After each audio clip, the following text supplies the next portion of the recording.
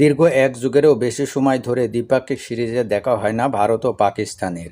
ICC ও ACC tournament ছাড়া তাদের কোনো সাক্ষাৎ হয় না।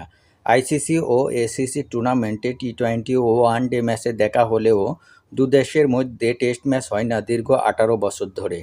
এবার যেন সেই পথেই হাঁটছে ভারত বাংলাদেশ। বিশ্ব ক্রিকেটে নতুন সংকট তৈরি করছে ভারত। এবার তাদের আপত্তি বাংলাদেশকে নিয়ে। ভারত পাকিস্তানের মতো ভারত বাংলাদেশ রাজনীতির উত্তাপটাও চলে গেছে খেলার মাঠ অবধি, যার প্রভাব পড়েছে দুদেশের ক্রীড়া অঙ্গনেও। ভারত পাকিস্তানের সংকটের সুরাহা কেউ করতে পারেনি। এদিকে বাংলাদেশের সঙ্গেও নতুন করে বৈরিতার খাতা খুলেছে দেশটি।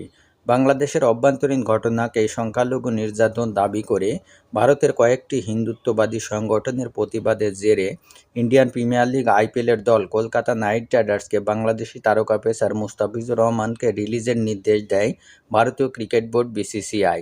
এর আগে গত আগস্টে ভারত জাতীয় ক্রিকেট দলের নির্ধারিত বাংলাদেশ সফরও স্থগিত রাখা হয়েছে। এদিকে চলতি 2026 সালের সেপ্টেম্বরে 3টি করে ওয়ানডে ও টি-20 ম্যাচে ভারতকে আতিথেয়তা দেবে বাংলাদেশ। তবে ইতিমধ্যে বাংলাদেশের বিপক্ষে সিরিজটি স্থগিত রাখতে সরকারের অনুমতি চেয়েছে ভারতীয় ক্রিকেট বোর্ড বিসিসিআই। এদিকে বাংলাদেশও এবার পাল্টা জবাব দিয়েছে।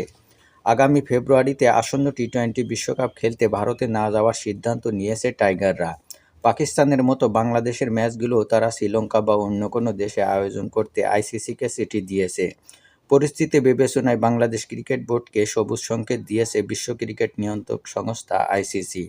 7 ফেব্রুয়ারি ভারত শ্রীলঙ্কার যৌথ আয়োজনে 2026 টি-20 বিশ্বকাপের আসর শুরু হবে, যেখানে সি গ্রুপে বাংলাদেশ খেলবে সাবেক 2 বিশ্ব champion England, West Indies, Nepal ও ইটালির বিপক্ষে। পূর্ব ঘোষিত সূচি অনুযায়ী গ্রুপ পর্বে বাংলাদেশের প্রথম 3 ম্যাচের ভেন্যু কলকাতার ইডেন গার্ডেন্স। শেষ ম্যাচ নেপালের বিপক্ষে তারা খেলবে মুম্বাইয়ে। তবে আইসিসির সবুজ সংকেত পেলে হয়তো ভারতের মাটিতে খেলবে না বাংলাদেশ।